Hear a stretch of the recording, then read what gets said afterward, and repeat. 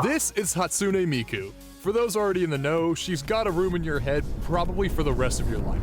She's been a catalyst for boundless creativity for artists for nearly 2 decades now, building a following that spans across the globe. Even if you have no idea who I'm talking about, you know about her. The teal twin tails, the drip? Yeah, her design's iconic. She's more than just a pop star, she's a legend in her own right. If you want to be technical about it, Miku isn't a girl, she's a voice synthesizer, specifically a Vocaloid. Yeah, she's not even human, she's just a program, but she's represented as something way more than just software. So, Vocaloid, it's a speech synthesizing software that allows users to create singing and speech sequences by adding lyrics and melody into the program. My name is Lola. If you're lost about this, don't think of it as anything, but rather some sort of virtual instrument. It was released by Yamaha Corporation in January of 2004. Vocaloid's considered the first voice synthesizing software to really succeed when it came down to processing vocals. Now, Miku may be the most popular Vocaloid, but she's not the first one by a long shot. That distinction goes to Leon and Lola, plus Miriam that released later that July, back when Vocaloid only supported English voices. In November of 2004, Yamaha released the first Japanese Vocaloid in Miku, followed by Kaito in February 2006 as a complimentary male voice. The commercial release for Miku and Kaito was handled in part by Krypton Future Media Inc. They wanted to get into the Vocaloid game and develop their own Vocaloids to be used for Vocaloid 2. This led to the Character Vocal series, which completely reinvented the identity of Vocaloid. Initially, Vocaloid was intended to imitate professional vocalists, but each character in the CV series was meant to produce a specific vocal quality. The CV series had actual character designs as well, instead of just box. Along with Miku and Kaito, 3 new characters were made within the CV series: Kagami and Len, Megari and Luca, and the first member of the CV series, Hatsune Miku. Miku first released for Vocaloid 2 on August 31st, 2007. Her voice was taken from voice actress Saki Fujita, known for singing the ending to Tokimeki Memorial Open Love, and later voicing characters like Ritsu from Assassination Classroom and Amir from Attack on Titan. There's also another anime she was in recently, but I can't remember what it was called off the top of my head. Miku was Krypton's first attempt at creating their own voice bank, along with creating one that could sing in Japanese. It was leagues better than anything that had been put out before. Her voice was made to be appealing enough that a mass user base would want to use her, but that wasn't the only thing that Krypton had in mind. Miku's initial marketing, like all Vocaloid products back then, was toward professional musicians, in part because the weeb market wasn't something these companies were thinking about yet. Yamaha asked this guy Kei to work on a design for Miku. He wasn't given anything to go off of rather than the fact that she was an android and her color scheme, which Yamaha wanted to be based around turquoise. Kei toyed with the idea of Miku's hair being in a ponytail before settling on the twin tails, and tinkered with aspects of her outfit to go with the whole synthesizer look. And voila!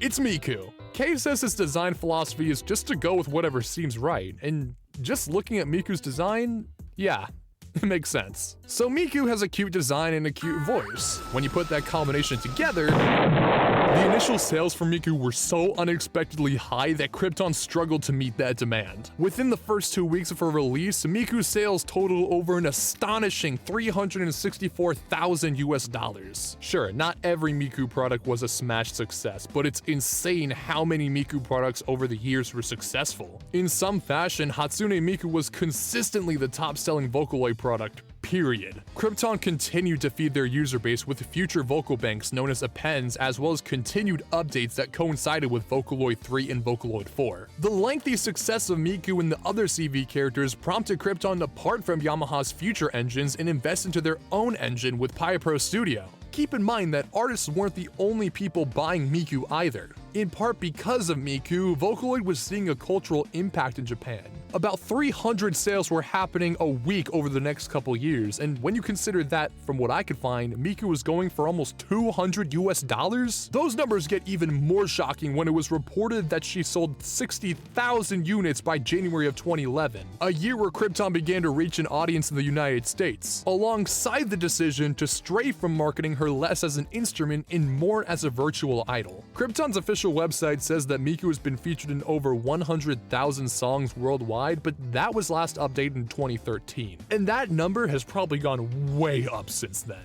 The first big instance of Miku's cultural impact was a video uploaded on Nico Nico Doga of a Miku cover to Yavan Polka featuring a chibi Miku waving a spring onion. This is a staple of Miku's legacy. But let's say hypothetically that you know nothing about Miku and want to hear music featuring her. That can be a daunting task because there's such a quality and variety of Miku tracks that finding even a single song that stands out of one of Miku's most iconic tracks depends really on who you ask.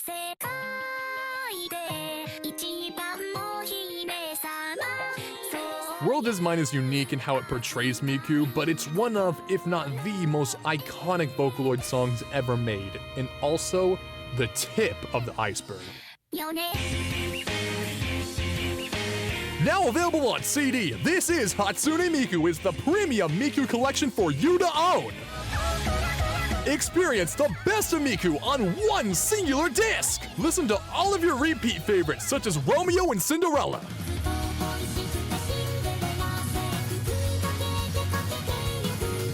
Switch it up with cute tracks like Love, Snow, Really Magic. If you know the lyrics, you know what's up with classics like Rolling Girl.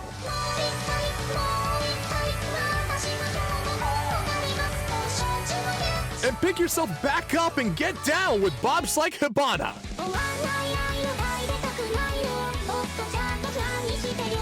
Experience Miku's existential meltdown with the disappearance of Hatsune Miku.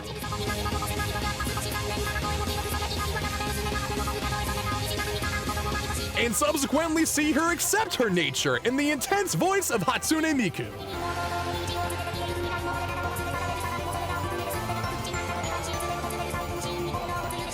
All this and more with This Is Hatsune Miku. By today, realize that this isn't even a tenth of Miku's versatility. There's no adequate way to fit in every type of Miku song that's been made, and I could keep playing song after song after song, but I think I've made my point clear enough.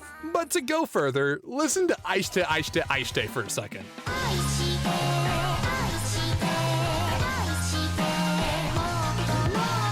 This song was produced by Kikuo.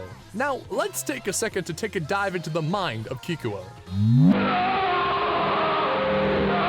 Kikuo, the late Wowaka, Ryo, Deco27, Cosmo, Michi M, Studo, Jean, Kairiki Bear, Kanaria. Fuck it! Hit that Kanaria track!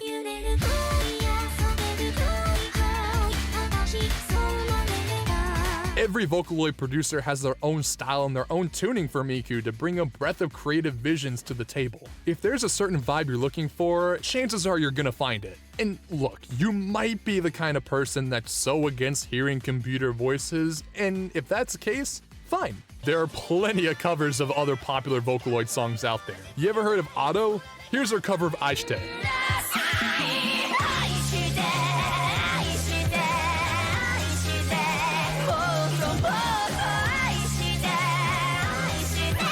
I will argue that Otto is one of the most talented singers of this generation, but I'll save that argument for another time. Take a look at the lengthy history of Miku uploads on Nico Nico, where Japan's fanbase for Miku continued to foster itself. More than that, it became a hub for people to collaborate with illustrations, remixes, and whole animations. A lot of those bigger videos have been re-uploaded to YouTube, and there, plenty of these songs are able to get millions upon millions of views. With that kind of reach, yeah, Krypton capitalized. Most notably with live concerts. There's Magical Mirai, which celebrates Miku's anniversary every year, and Miku Expo, which facilitates Miku concerts on a global scale. At these events, fans can watch holograms of Miku and other Vocaloids perform, backed by a live band playing all the music. Heck, she's even performed on David Letterman. Okay, there she is. Culture is beautiful. And if you think that's out there, dip your toes into the various commercials Miku appears in. Hi Miku, this is Scarlett. Being true to who you are makes all your dreams possible. She's out here promoting convenience stores, music games, hockey sticks, whole ass cars. Oh yeah, and there's also Miku cars and Miku bikes for that matter. She's fucking everywhere. In fact, look out your window real quick, you never know. Miku performed at Coachella.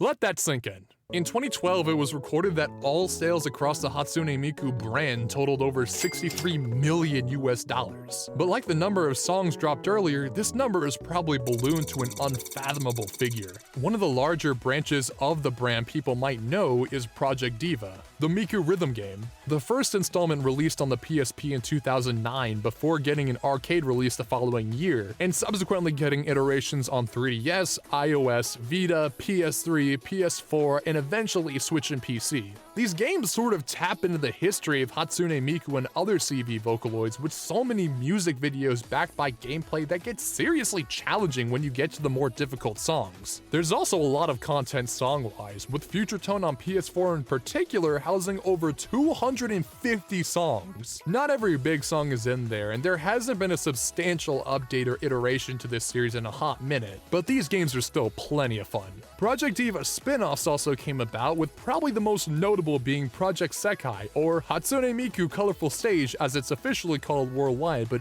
everyone just calls it Project Sekai. This mobile game was actually worked on by Craft Egg, the same developer that worked on Bang Dream Girls Band Party for the longest time. It provides a mobile outlet for a Miku rhythm game while also providing an array of covers, some of which sound pretty darn good, like the cover for ID Smile.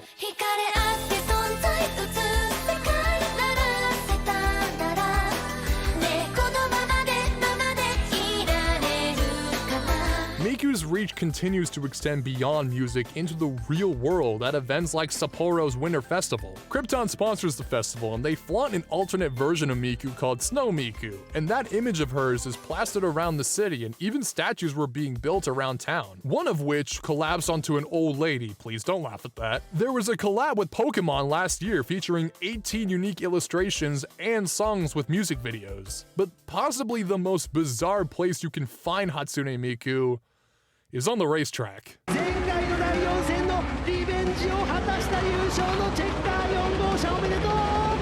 Since 2008, Good Smile Racing has licensed Miku, and that partnership has continued to this day. Racing Miku, as she is called, is donned on Good Smile's car every season under Super GT's GT300 series, among the highest level of sport car racing in Japan. And believe it or not, Good Smile Racing has finished first place in 3 separate seasons, in 2011, 2014, and 2017. That is Hatsune Miku.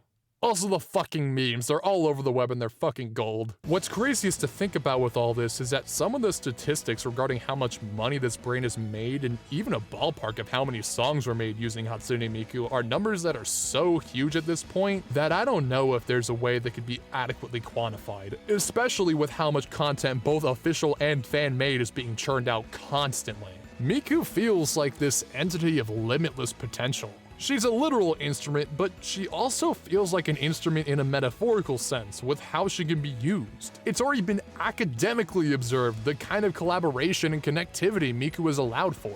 And the range of Miku-related works is a testament to how anybody can take her and do what they want. Miku can mean different things to different people, but it all falls under this larger-than-life legend that we gave to a computer program. Is Hatsune Miku a reflection of the creativity of the world? Maybe. Or it might be better to just say that the world is hers.